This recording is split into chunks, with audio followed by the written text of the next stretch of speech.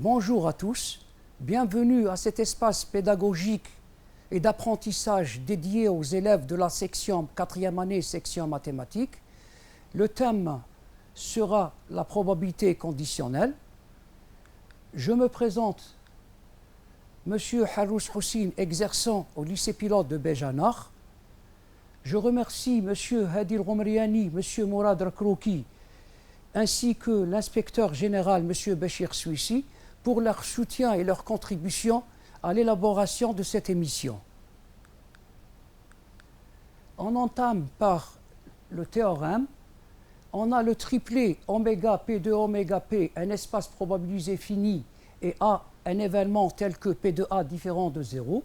L'application P de A de P de oméga dans 0,1 définie par P indice A de B qui est égal à la probabilité de l'événement B et A sur P de A. Pour tout événement B de oméga est une probabilité sur oméga. Pour la démonstration de ce théorème, on va se concentrer sur trois volets, trois conditions. La première, on a oméga et A est égal à A, car oméga c'est l'univers. Donc l'image de oméga par P de A est égale à P de oméga et A sur P de A. Vu que oméga et A c'est égal à A, on retrouve P de A sur P de A égale à 1. C'est la première condition. Elle est vérifiée. Maintenant, il suffit de prouver que l'image de l'événement impossible par P de A égale 0. On sait que l'ensemble vide où l'événement impossible est A dans l'événement impossible. Donc P indice A de l'ensemble vide, c'est P de l'ensemble vide inter A sur P de A qui est égal à P de l'ensemble vide sur P de A qui est égal à 0. La troisième condition qui est la plus rude. Maintenant, soit B un événement de oméga contenant alpha k d'événements élémentaires, on a B et A, où je peux me permettre B inter A qui est égal à l'union de J allant de 1 jusqu'à K des singletons alpha J inter A, qui est égal à l'union de J allant de 1 jusqu'à K des singletons alpha J inter A. Par suite, P de B et A, ou P de B inter A, c'est égal à P de l'union de J allant de 1 jusqu'à K des singletons alpha J et A, ce qui donne, vu que alpha J et A ce sont des événements incompatibles, donc par suite P de B et A est égal à la sommation de J allant de 1 jusqu'à K de P de singleton alpha J inter A. En divisant les deux membres par P de A, on retrouve la relation P de A de B n'est autre que la sommation de J allant de 1 à K de P de A du singleton alpha J. Donc les trois conditions étant réunies, on peut affirmer que P est une probabilité. On passe maintenant à la définition. Soit le triplet oméga P de oméga P, un espace probabilisé fini, et A un événement tel que P de A est différent de 0. L'application P de A ainsi définie s'appelle probabilité de A conditionnelle. Pour tout événement B de oméga, le réel PB indice A est noté aussi P de B slash A. On a alors P de B slash A qui est égal à P, la probabilité de l'événement A et B sur la probabilité de A.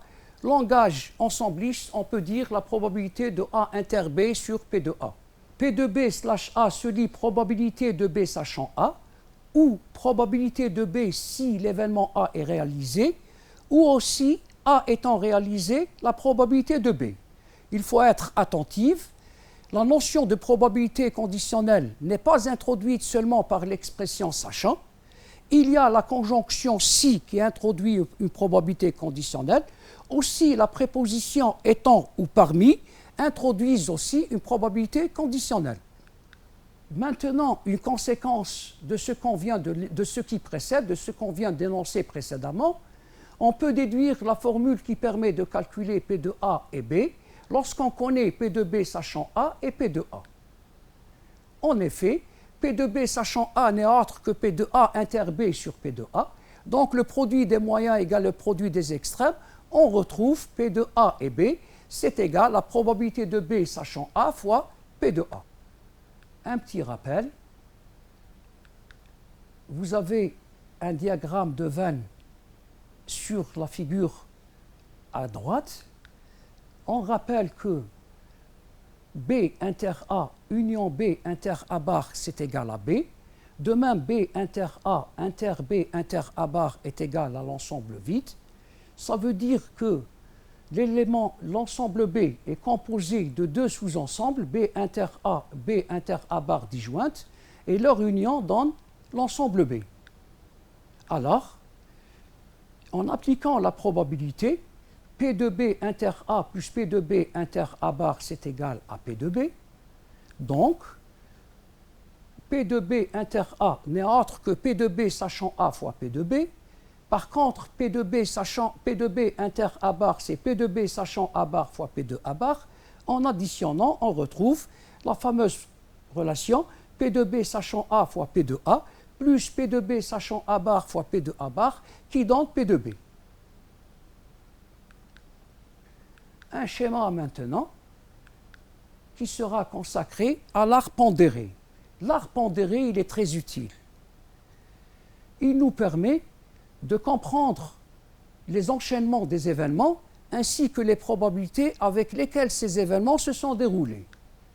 Nous avons, lorsqu'une situation est représentée par un arc pondéré, la somme des probabilités affectées aux branches d'un même nœud est égale à 1.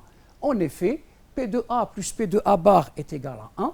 De même, on montre facilement que P de B sachant A plus P de B bar sachant A donne aussi 1.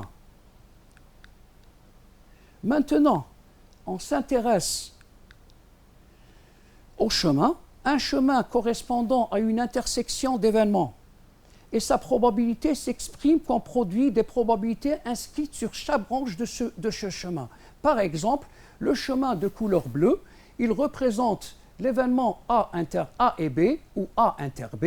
Sa probabilité n'est autre que la probabilité de B sachant A fois la probabilité de A. De même, si vous remarquez le chemin de couleur jaune, c'est la probabilité de l'événement A et B bar qui n'est autre que P de A fois P de B bar sachant A.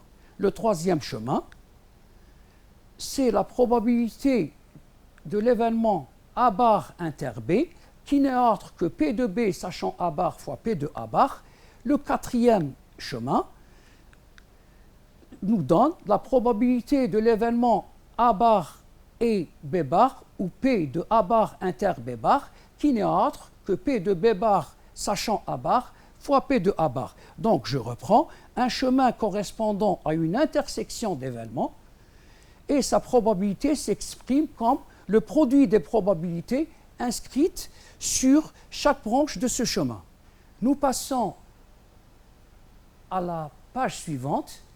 La probabilité d'un événement se traduit graphiquement par la somme de probabilités des chemins conduisant à cet événement. Observant ce diagramme, cet arc pondéré, vous avez deux chemins qui mènent vers B. Donc, pour calculer la probabilité de l'événement B, il suffit de calculer la probabilité de B inter A plus P de B inter A bar, qui n'est autre que P de B sachant A fois P de A plus P de B sachant A bar fois P de A bar. Et on retrouve un résultat très important qui va nous servir ultérieurement. P de B n'est autre que P de A fois P de B sachant A plus P de A bar fois P de B sachant A bar.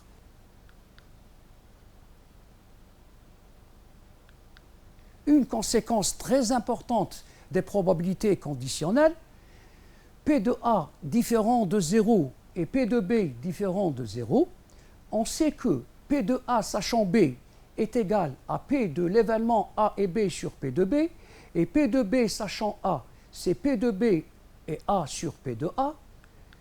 On va essayer de trouver une relation entre P de A sachant B et P de B sachant A.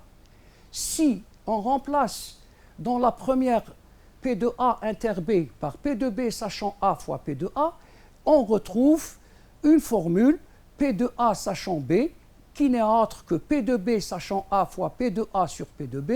Cette formule nous permet de basculer de l'événement A sachant B vers l'événement B sachant A.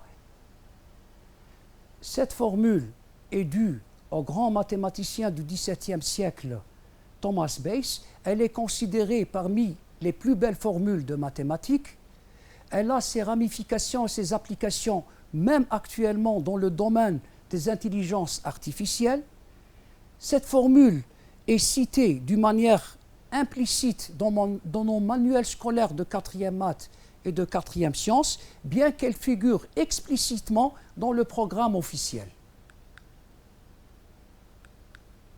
Une application maintenant de ce qu'on vient de voir.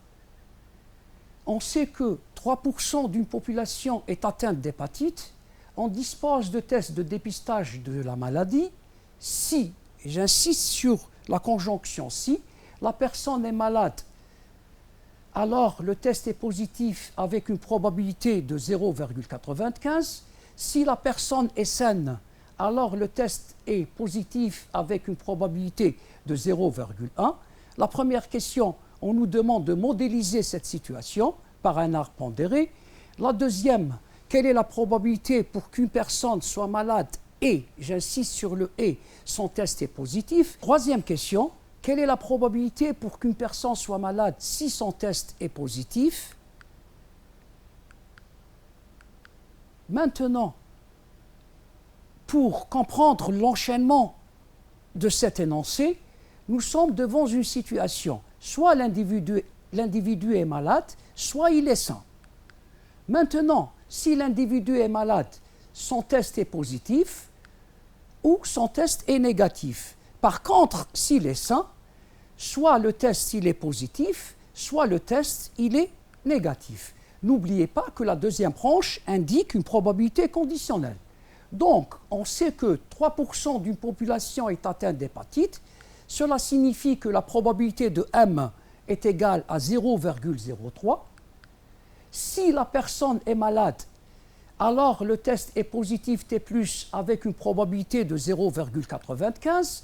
Donc, P de T+, sachant M, est égal à 0,95. Si la personne est saine, non malade, alors le test est positif avec une probabilité de 0,1. Donc, P de T+, sachant 1 bar, c'est égal à combien? 0,1. Maintenant, on sait que P de M plus P de 1 bar égale à 1. On en conclut que P de 1 bar est égal à 0,97. De même, P de T- sachant M plus P de T+ sachant M dans 1, vu que P de T+ sachant M est de 0,95, donc P de T- sachant M est de 0,05. De même, P de T- sachant 1 bar plus P de T+ sachant 1 bar est égal à 1. Donc, on en déduit que P de T- sachant 1 bar, c'est 1 moins 0,1 qui donne 0,9. Donc, le tableau de l'arbre pondéré ou l'arbre de probabilité, il est complété. La question maintenant qui se pose, quelle est la probabilité pour qu'une personne soit malade et son test est positif? Donc, on nous demande de calculer la probabilité de M et T+, ou la probabilité de M inter T+, qui n'est autre que P de T+ sachant M fois P de M, ce qui est illustré dans l'arbre. Le premier chemin qui mène vers T+, ce n'est autre que 0,03 fois 0,95. Avant de passer, qui donne un résultat de 0,0285, avant de passer à la troisième question, j'ouvre une parenthèse. Notion de culture générale, P de T+, sachant M, est appelée sensibilité du test. Par contre, P de T-, sachant 1 bar, est appelée spécificité du test. C'est connu dans le monde biologique. Et j'en profite de l'occasion pour rendre un vibrant hommage à tout le corps médical pour ses sacrifices à combattre cette maudite pandémie. Je passe maintenant à la question 3. quelle est la probabilité pour qu'une personne soit malade si son test est positif? Regardez bien, on me demande la probabilité qu'une personne soit malade si son test est positif. Ne répondez surtout pas que c'est 0,95 parce que 0,95 en fin de compte c'est P de T plus sachant M et nous on nous demande de calculer la probabilité pour qu'une personne soit malade si son test est positif. Ça veut dire qu'on nous demande de calculer P de M sachant T plus. Donc, P de M sachant T plus n'est autre que P de T plus sachant M fois P de M sur P de T plus. P de T plus sachant M est donné par l'énoncé qui est égal à combien? 0,95. Par contre, P de M est de 0,03. Il nous reste tout simplement à calculer P de T plus. Observez les deux chemins qui mènent vers T plus. Donc T plus, ce n'est autre que T plus inter M union T plus inter M bar. Pour le calculer, on multiplie P de T plus sachant M fois P de M et on additionne P de T plus sachant 1 bar fois P de 1 bar.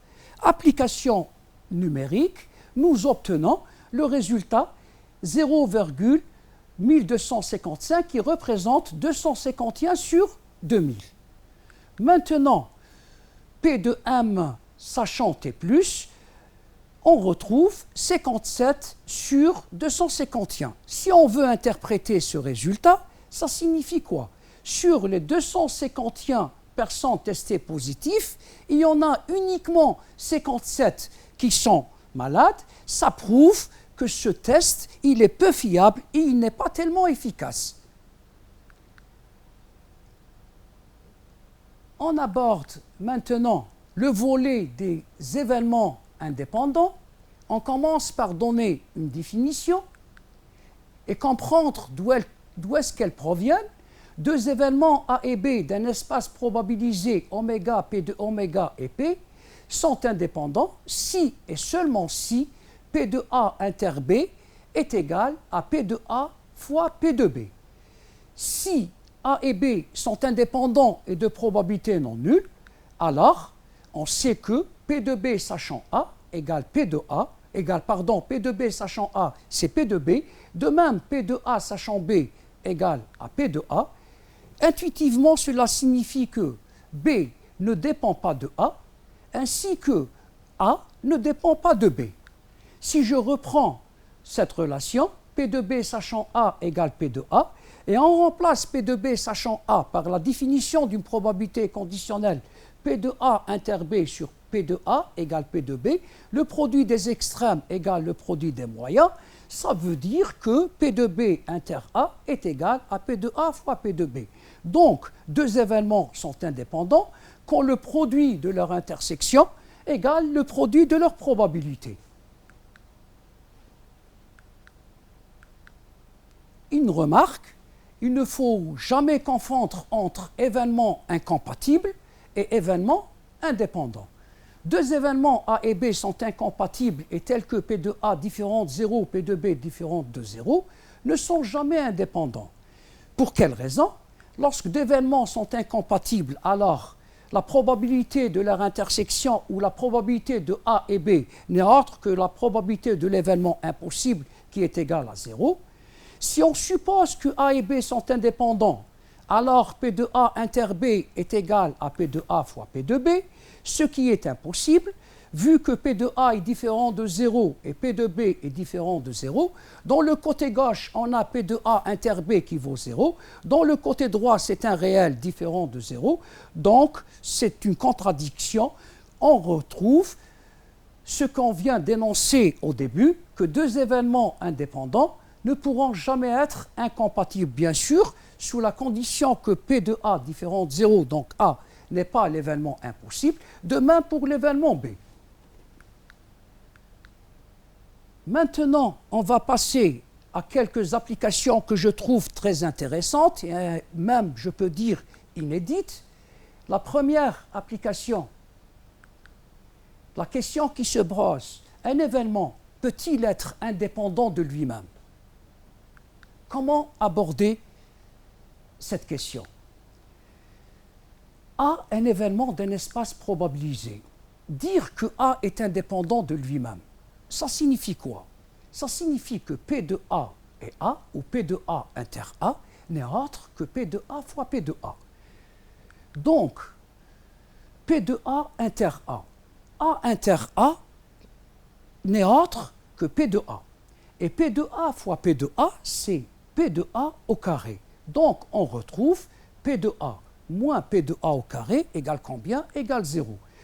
Une mise en facteur, P de A en facteur, on retrouve P de A fois 1 moins P de A égale 0, ce qui donne soit P de A égale 0 ou P de A égale à 1. Ce qui signifie P de A égale 0, ça signifie que A est l'événement impossible, et P de A égale à 1, ça veut dire tout simplement que A est l'événement certain. Donc, on peut affirmer que l'événement impossible est un événement indépendant de lui-même. De même pour l'univers ou l'événement certain, il est aussi indépendant de lui-même. Ils sont les seuls indépendants, les seuls événements qui sont indépendants d'eux-mêmes. On passe maintenant à l'application 2. On considère dans un espace probabilisé oméga P de oméga P deux événements, avec oméga l'univers et un ensemble non vide et fini, montrer que A et B sont indépendants, il en est de même de leur événement contraire. Nous avons besoin de quelques connaissances de deuxième science concernant les fonctions logiques. On sait que A bar inter B bar n'est autre que le complément de A union B, le diagramme de Venn l'illustre convenablement. Donc, P de A inter B, P de A bar inter B bar est égal P de A union B le tout bar, qui est égal à 1 moins P de A union B. Maintenant, P de A union B, ce n'est autre que P de A plus P de B moins P de A inter B. Faisons une halte ici. N'oubliez pas que A et B sont deux événements indépendants. On peut donc penser à remplacer P de A inter B par P de A fois P de B. Donc, ce qu'on va retrouver 1 moins P de A plus P de B moins P de A fois P de B. En enlevant les crochets, on retrouve 1 moins P de A moins P de B plus P de A fois P de B. Vous avez une mise en facteur évidente moins P de B, facteur de 1 moins P de A, ce qu'on retrouve finalement 1 moins P de A fois 1 moins P de B. 1 moins P de A, si on se concentre un petit peu, ce n'est autre que P de A bar. 1 moins P de B, ce n'est autre que P de B bar. Donc l'entame était de la probabilité de A bar inter B bar. On s'est retrouvé avec P de A bar fois P de B bar. Cela signifie tout simplement que si A et B sont indépendants, on vient de montrer que leurs événements contraires le sont aussi. Ce que signifie P de A inter B bar, P de A bar plutôt inter B bar, n'est autre que P de A bar fois P de B bar. La troisième application, qui est la plus intéressante, je vous demande de bien vous concentrer là-dessus. On considère le triplet oméga P de oméga P un espace probabilisé. Deux événements A et B tels que P de A différent de 0 et P de A différent de 1, montrer que P de B sachant A bar égale P de B sachant A, si et seulement si A et B sont indépendants. Si et seulement si, cela suppose qu'il y a une condition suffisante et une condition nécessaire. Donc il y a deux étapes qu'il faudrait tenir compte pour achever la démonstration. La première correction, maintenant une correction possible plutôt. P de B sachant A, par définition, ce n'est autre que P de A inter B sur P de A. P de B sachant A bar, P de A bar inter B sur P de A bar. De l'hypothèse, on a P de B sachant A bar égale P de B sachant A. On déduit les égalités suivantes. P de A inter B sur P de A égale P de A bar inter B sur P de A bar. Comment, à partir de cette égalité, on va retrouver que les événements A et B sont indépendants. Donc, on a pris dans la première partie la condition suffisante. On a, je reprends, P de A inter B sur P de A qui est égal à P de A bar inter B sur P de A bar. Réfléchissons un instant. On a vu en classe préparatoire de 8e année précisément dans la leçon de proportionnalité, si on a A sur B égale A' sur B' avec bien sûr B' différent de 0, alors on peut affirmer que A sur B égale A' sur B' qui est égal à A plus A' sur B plus B'. Donc, P de A inter B sur P de A qui est égal à P de A' inter B sur P de A bar, pardon, P de A bar inter B sur P de A bar, qui est égal à P de A inter B plus P de A bar inter B sur P de A plus P de A bar. P de A plus P de A bar nous donne 1. P de A inter B plus P de A bar inter B nous donne P de B. Donc, P de A inter B sur P de A, on a abouti à P de B. D'où P de A inter B sur P de A égale P de B. Conséquence, P de A inter B égale P de A fois P de B, produit des extrêmes égale produit des moyens. C'est-à-dire que les événements A et B sont indépendants relativement à la probabilité P. On a prouvé la condition suffisante. Reste maintenant à montrer la condition nécessaire. Réciproquement, soit deux événements A et B indépendants, relativement bien sûr à la probabilité P, avec P de A différent de 0 et P de A différent de 1, alors P de B sachant A, c'est P de A inter B sur P de A.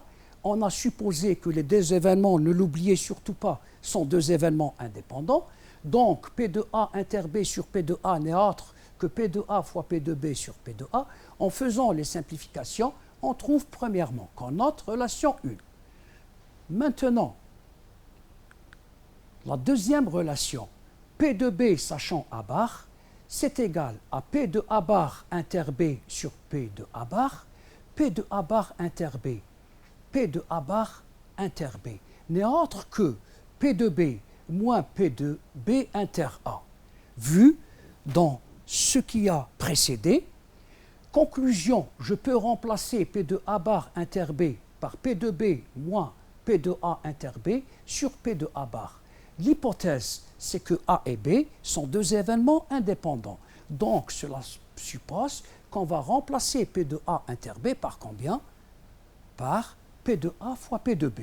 Ce qui donne P de B moins P de A fois P de B sur P de A bar, une mise en facteur évidente P de B fois 1 moins P de A sur P de A bar, 1 moins P de A n'est autre que P de A bar, donc P de B fois P de A bar sur P de A bar qui me donne P de B.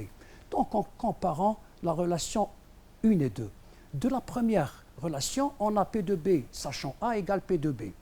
Et P de B sachant A bar donne aussi P de B, donc par transitivité, on trouve que P de B sachant A n'est autre que P de B sachant A bar. Et on a démontré la réciproque ou la condition nécessaire. De 1 et 2, la conclusion finale, P de B sachant A égale P de B sachant A bar. Je vous remercie, mes chers élèves, pour votre attention et je vous souhaite une très bonne réussite dans vos examens. Merci.